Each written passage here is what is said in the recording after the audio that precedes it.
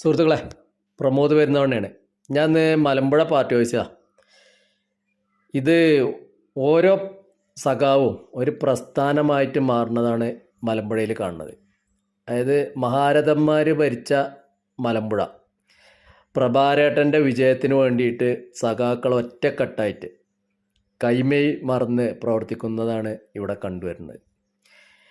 പ്രഭാരേട്ടൻ്റെ മുൻ ഭൂരിപക്ഷം 25,000 ആയിരുന്നു. അത് കൂട്ടുക, അത് ഇരട്ടിയാക്കി മാറ്റുക എന്നുള്ളതാണ് മലമ്പുഴ നിയോജക മണ്ഡലത്തിലെ ഓരോ സഖാവിൻ്റെയും പ്രതിജ്ഞ. അതിനുള്ള ശ്രമത്തിലാണ്. അതിൻ്റെ ഭാഗമായിട്ട് ആദ്യമായി ഇന്ന് ഈ തെരഞ്ഞെടുപ്പിൽ ബോർഡുകളുമായിട്ട് തെക്കേ മലമ്പുഴയിലേക്ക് ഉള്ള യാത്രയാണ്. അതിൽ ഞാനും ഒരു പങ്കാളിയായി. അതിലെനിക്ക് അഭിമാനമേ ഉള്ളൂ.